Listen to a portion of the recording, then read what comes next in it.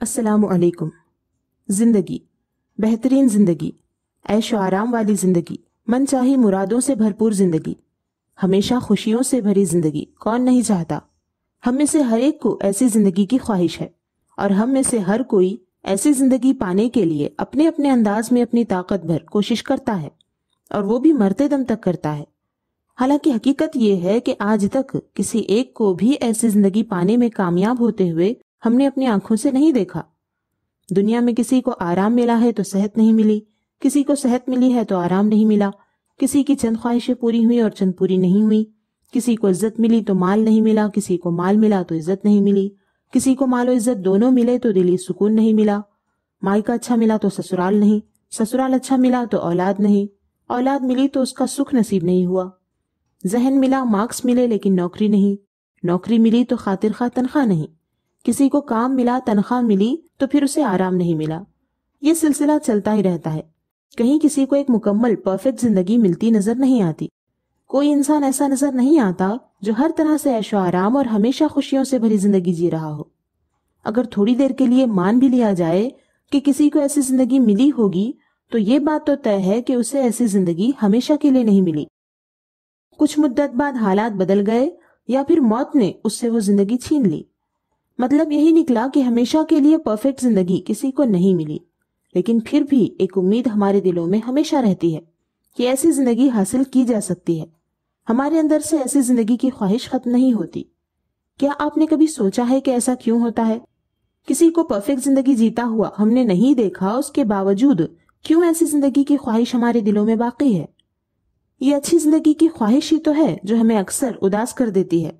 اگر ہمارے اندر اچھی زندگی کی خواہش ہی نہ ہوتی تو ہم بری سے بری حالت میں بھی خوش رہ لیتے، مجبوری سے نہیں بلکہ سچ میں خوش رہ لیتے، لیکن نہیں، ہم زندگی میں بار بار افسوس کرتے ہیں اور اداس ہوتے رہتے ہیں۔ اس کی وجہ یہی تو ہے کہ ہمارے ذہنوں میں اچھی زندگی کا جو تصور ہے وہ بار بار ہمیں یہ احساس دلاتا ہے کہ ہماری موجودہ زندگی اچھی نہیں، یہ زندگی پرفیکٹ نہیں۔ اور کئی ایک مرتبہ ایسا ہوتا ہے کہ اس خیالی پرفیکٹ زندگی کی کوئی ایک جھلک ہماری زندگی میں نظر آ جاتی ہے تو ہم خوشی سے پھولے نہیں سماتے۔ جب وہ جھلک غائب ہو جاتی ہے تو ہم پھر اداس ہو جاتے ہیں۔ اس سب کا مطلب یہ نکلتا ہے کہ ہماری روح کو ایک ایسی زندگی کی چاہت ہے جو ہم اس زندگی میں نہیں پا رہے ہیں، لیکن روح کی وہ چاہت مرتے دم تک ختم نہیں ہوتی۔ روح کو ایک ایسی زندگی کی تلاش ہے جس میں آرام ہی آرام ہو، بیماری نہ ہو، پریشانی نہ ہو، کوئی زور زبردستی نہ ہو، کوئی دکھ درد نہ ہو، محنت کی ضرورت نہ ہو، جو کرنے کو دل چاہے وہ کرنے کی آزادی ہو، ہر طرح کی خوشیاں ہوں، اور سب سے بڑی بات ہماری روح یہ چاہتی ہے کہ یہ خوشیوں بھری پرسکون زندگی ہمیشہ کے لیے ملے جو کبھی ختم نہ ہو۔ یہ روح کی صرف چاہت ہی نہیں بلکہ یہ اس کی ضرورت بھی ہے، کیونکہ تھک جانا انسان کی صفت میں ہے۔ محنت کرتے کرتے جسم تھک جاتا ہے، غور و فکر کرتے کرتے عقل تھک جاتی ہے، پریشان ہوتے ہوتے دل تھک جاتا ہے۔ ایک وقت کے بعد یہ سب آرام چاہتے ہیں۔ ایک مقررہ وقت تک کام کے بعد آرام کی ضرورت ہر انسان کو ہے، اسی لیے روح کو ایک ایسی زندگی کی چاہت ہمیشہ رہتی ہے جس میں ہمیشہ کا آرام و سکون ہو۔ اس لیے ہمیشہ ہماری یہ خواہش ہوتی ہے کہ ہمیں اچھی زندگی نصیب ہو، اور اس کے لیے ہم کوشش کرتے رہتے ہیں۔ یہاں دلچسپ بات یہ ہے کہ ہماری زندگی کا سب سے بڑا مسئلہ یہ ہے کہ زندگی ہی ہمارے لیے ایک مسئلہ ہے، لیکن بہت کم لوگ ہوتے ہیں جو اس مسئلے کا حل تلاش کر کے جیتے ہیں اور پرفیکٹ زندگی پا لیتے ہیں۔ باقی اکثر لوگ حل تلاش کیے بغیر اندھا دھند کوشش کرتے ہیں، جس کی وجہ سے وہ ایسی زندگی پانے میں واقعی کبھی کامیاب نہیں ہوتے۔ اندھا دھند کوشش کرنے والوں میں دو قسم کے لوگ بہت زیادہ تعداد میں پائے جاتے ہیں۔ ایک وہ ہیں جو آرام دہ زندگی پانے کے لیے پہلے خوب محنت کرنا چاہتے ہیں، یعنی یہ لوگ یہ مانتے ہیں کہ محنت کرنے کے بعد، پریشانیاں اٹھانے کے بعد سکون اور آرام مل جائے گا، لہٰذا اتنا تو کرنا ہی پڑے گا۔ ایسے لوگ زندگی کے ہر معاملے میں بڑے سیریس ہوتے ہیں۔ ذمہ داری سے پڑھائی کرنا، کام کرنا، کمانا اور سوچ سمجھ کر زمانے کے حساب سے فیصلے کرنا ان کے نزدیک بہت زیادہ اہم ہوتا ہے۔ سوسائٹی میں عزت، جاب کے سٹینڈرڈ، پراپرٹی کی مقدار اور آپسی رشتوں میں ڈیلنگ کے حساب سے یہ اپنی زندگی کو اچھی ثابت کرتے ہیں اور اسی میں اپنی روح کو خوش رکھنے کی کوشش کرتے ہیں۔ یہ لوگ محنت نہ کرنے والوں کو بے وقوف مانتے ہیں، اور دوسرے وہ لوگ ہیں جو محنت کرنے والوں کو بے وقوف مانتے ہیں اور سوچتے ہیں کہ جب آرام کرنے کے لیے ہی محنت کرنا ہے تو شروع ہی سے آرام کیوں نہ کیا جائے۔ اس لیے اس قسم کے لوگ اپنے ہر معاملے میں لاپرواہ، بے خوف رہنا پسند کرتے ہیں، ہر طرح کی ذمہ داری سے بھاگتے ہیں۔ मुंह खोलकर हंसने, दिल खोलकर मजे करने, कपड़े खोलकर घूमने को अच्छी जिंदगी साबित करने की कोशिश करते हैं। दोनों किस्म के लोग अपनी जगह अपने आप को बहुत सही मानते हैं और बुढ़ापे तक इंतजार ही करते रहते हैं कि उन्हें इस किस्म की जिंदगी से जिंदगी की खुशी मिल जाएगी। जबकि होता यह है कि दोनों तरह के लोगों को आखिर तक जिंदगी की खुशी मिलती ही नहीं, क्योंकि रूह को तो वो जिंदगी चाहिए जिसमें ना गम और परेशानी हो, न तंगी और सख्ती हो, और ना दुख दर्द हो, और ना ही जिंदगी की कोई इंतहा हो। ऐसी जिंदगी ये दोनों किस्म के लोग नहीं हासिल कर पाते, जिसकी वजह से उनकी रूह बेचैन रहती ही है। अक्सर लोग इन्हीं दो किस्मों में से एक है, या तो जिम्मेदार बेचैन या गैर जिम्मेदार बेचैन। मौजूदा हालात में लोग पहले से ज्यादा बेचैन हो गए हैं, क्योंकि वाज़ेह तौर पर उन्हें नजर आ रहा है कि जिंदगी में आसानी के बजाय तंगी बढ़ती जा रही है, आराम के बजाय तकलीफ बढ़ती जा रही है, आजादी के बजाय मजबूरी बढ़ती जा रही है। यानी रूह की जरूरत के बिल्कुल उल्टा हो रहा है। हालात को देखते हुए आज मैंने ये अनुमान रखा, ये बताने के लिए कि इन हालात में भी हमें अच्छी जिंदगी से मायूस नहीं होना चाहिए। हकीकत ये है कि अगर आज हमारे अतराफ दुनिया में ऐसे हालात ना भी होते, तब भी हमें यहाँ परफेक्ट जिंदगी मिल ही नहीं सकती थी, क्योंकि रूह को जिस जिंदगी की तलब है वो जिंदगी इस दुनिया में है ही नहीं। इस दुनिया में चाहे जितने अच्छे हालात हों, चाहे जितनी अच्छी हुकूमत हो, चाहे जितनी कमाई, आसानियां और आसाइशें हों, चाहे जितनी ख्वाहिशें पूरी हों, रूह को जैसी जिंदगी चाहिए वैसी जिंदगी इस दुनिया में मिल ही नहीं सकती, क्योंकि इस दुनिया की जिंदगी आराम के लिए बनाई ही नहीं गई। ये दुनिया ऐसी है ही नहीं कि हमें अच्छी जिंदगी दे सके। मेहनत करके या मनमानी करके इस दुनिया में चैन की जिंदगी का इंतजार करने वाले दोनों तरह के लोग नादानी पर है, क्योंकि दोनों लोग इस हकीकत को नहीं जानते कि दुनिया की जिंदगी तो आजमाइशों और मुसीबतों से भरी हुई है, जिनसे किसी भी सूरत में छुटकारा नहीं है। इसकी बहुत सारी तफसीलात गुज़िश्ता वीडियोस में बयान की जा चुकी हैं। अब ये सवाल पैदा होता है कि आखिर परफेक्ट जिंदगी होती भी है या नहीं? अगर होती है तो वो किसे मिलती है? तो इसका जवाब ये है कि परफेक्ट जिंदगी जिसकी तलाश रूह को है, वो जिंदगी हकीकत में होती है, लेकिन वो मरने के बाद वाली जिंदगी में मिलती है। वो भी उन लोगों को मिलती है जो उसकी तैयारी करते हैं, और उसकी तैयारी वही कर पाते हैं जो इस दुनिया की जिंदगी और इस दुनिया के बाद आखिरत की जिंदगी की सच्चाई को जानते हैं। क्या है इन दोनों जिंदगियों की सच्चाई? जिंदगी बनाने वाले ने इन दोनों जिंदगियों की सच्चाई बयान फरमा दी है। अल्लाह ताला ने फरमाया, वमा हादिहिल हयातुद दुनिया इल्ला लहु व लइब व इन्ना दारुल आखिरत लहियल हयवान लौ कानू यअलमून। और ये दुनिया की जिंदगी तो नहीं मगर खेल कूद, और बेशक आखिरत का घर जरूर वही सच्ची जिंदगी है। क्या अच्छा था कि अगर जानते। सूरह अनकबूत आयत नंबर 64। इस दुनिया की जिंदगी लहव लइब है। लहव का माना है वो काम जो इंसान को किसी अहम काम से गाफिल कर दे, और लइब का माना है अबस बेकार और बेमकसद काम। मालूम हुआ कि दुनिया की जिंदगी ऐसी है कि जो असली जिंदगी से गाफिल करने वाली और बेकार काम कराने वाली है, और आखिरत की जिंदगी परफेक्ट जिंदगी है।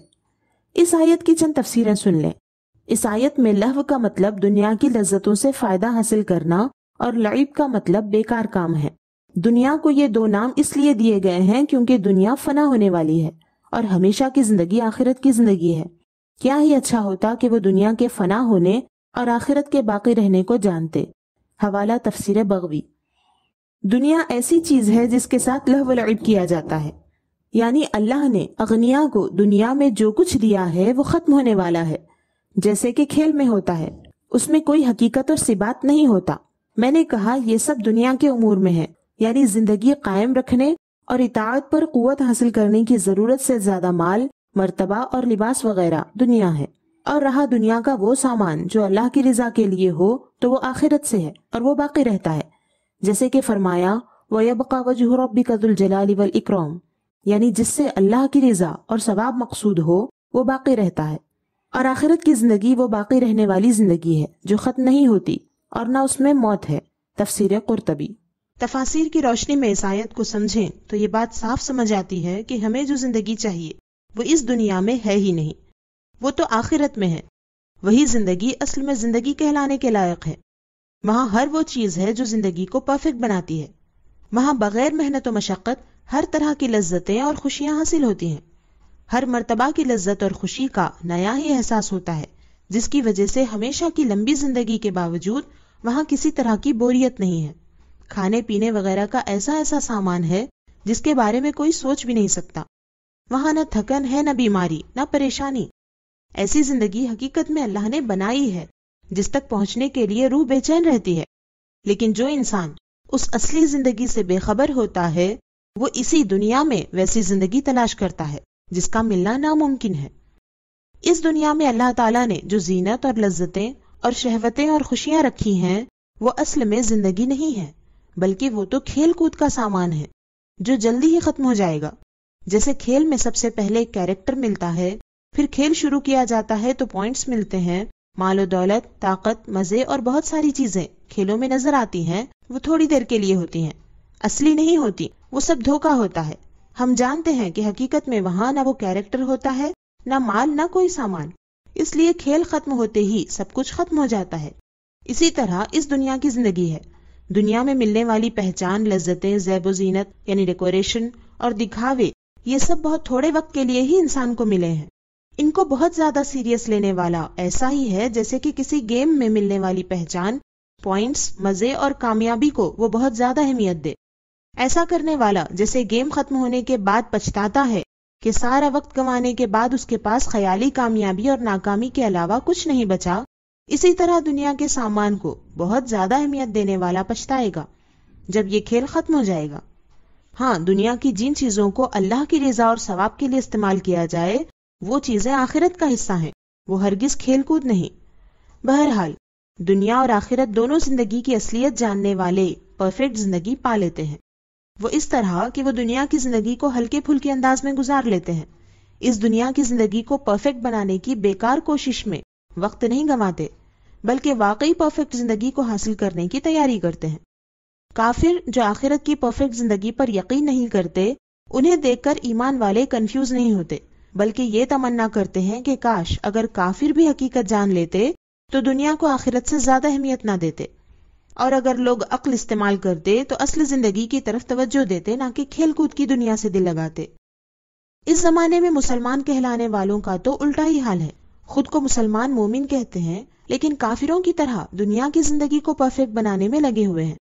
حالانکہ مسلمان کا کردار ایسا ہونا چاہیے کہ کافر انہیں دیکھ کر غور و فکر کرنے پر مجبور ہو جائیں اور سوچیں کہ مسلمان اس دنیا میں دلچسپی نہیں رکھتے، آخرت کی زندگی کی بات کرتے ہیں، تو ہم بھی دیکھیں کہ آخرت کی زندگی ہے کیا چیز۔ اس طرح کافروں کو آخرت کی طرف توجہ دلانا مسلمان کا کام تھا۔ الٹا آج کل مسلمان آخرت کی تیاری چھوڑ کر اس دنیا کی زندگی میں اتنا الجھا ہوا ہے کہ کافر اور مسلمان میں کوئی فرق ہی معلوم نہیں ہوتا۔ کیا ایسا مسلمان واقعی میں مسلمان ہے؟ اللہ تعالیٰ نے صاف طور پر بیان فرمایا ہے، اعلموا انما الحیات الدنیا لعب ولہو وزینۃ وتفاخر بینکم وتکاثر فی الاموال والاولاد کمثل غیث اعجب الکفار نباتہ ثم یہیج فتراہ مصفرا ثم یکون حطاما وفی الآخرۃ عذاب شدید ومغفرۃ من اللہ ورضوان وما الحیات الدنیا الا متاع الغرور۔ جان لو کہ دنیا کی زندگی تو نہیں مگر کھیل کود اور آرائش، اور تمہارا آپس میں بڑائی مارنا اور مال اور اولاد میں ایک دوسرے پر زیادتی چاہنا، اس بارش کی طرح جس کا اگایا سبزہ کسانوں کو بھایا، پھر سوکھا کہ تو اسے زرد دیکھے، پھر روندا ہوا ہو گیا، اور آخرت میں سخت عذاب ہے اور اللہ کی طرف سے بخشش اور اس کی رضا، اور دنیا کا جینا تو نہیں مگر دھوکے کا مال۔ سورہ حدید آیت نمبر 20۔ یعنی جس طرح محنت مشقت کرنے کے بعد کسانوں کو فصل اگنے پر خوشی ملتی ہے وہ بہت تھوڑی ہی دیر کی ہوتی ہے کیونکہ وہ بہت جلد پیلی پڑ جاتی ہے، اس طرح انسان کو دنیا میں جب مال و دولت، خوبصورتی، ترقی، بڑائی اور بہت سارا ساز و سامان ملتا ہے تو وہ بہت خوش ہو جاتا ہے، لیکن اس کی یہ خوشی تھوڑی ہی دیر کی ہوتی ہے کیونکہ وہ چیزیں اس سے بہت جلد ختم ہو جاتی ہیں۔ اس طرح کی خوشی پانے میں مصروف رہنا ایسا ہی ہے جیسے کھیل تماشے سے خوشی پانے میں مصروف ہونا۔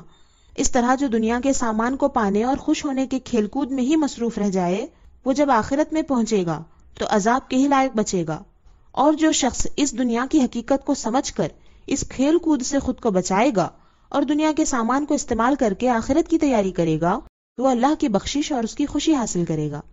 معلوم ہوا کہ اس دنیا کی زندگی بھی انسان کے لیے آزمائش ہے۔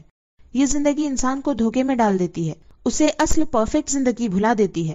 اس لیے اللہ تعالیٰ نے فرمایا کہ دنیا کا جینا دھوکے کا سامان ہی ہے۔ جتنی لمبی زندگی اتنی لمبی آزمائش، جتنا زیادہ سامان زندگی اتنی زیادہ آزمائش، اتنا ہی زیادہ اصلی زندگی کو بھولنے کا خطرہ بڑھتا جاتا ہے۔ اس لیے اللہ کے رسول صلی اللہ علیہ وسلم نے اپنی امت کے لیے دنیا کے ساز و سامان میں پھنس جانے کا اندیشہ ظاہر فرمایا. ان مما اخاف علیکم من بعدی ما یفتح علیکم من ظہرۃ الدنیا وزینتها. میں اپنے بعد تم پر جن چیزوں کا خوف کرتا ہوں وہ دنیا کی تازگی اور اس کی زینت ہے جو تم پر کھول دی جائے گی. حوالہ بخاری شریف. اور اسی لیے آپ صلی اللہ علیہ وسلم نے ہمیں یہ تعلیم دی کہ دنیا میں اس طرح رہو جیسے تم اجنبی ہو یا مسافر. صبح کرو تو شام کا انتظار نہ کرو اور شام کرو تو صبح کا انتظار نہ کرو. اور تندرستی کی حالت میں وہ عمل کرو جو بیماری کے دنوں میں کام آئے اور زندگی کو موت سے پہلے غنیمت جانو. حوالہ بخاری شریف.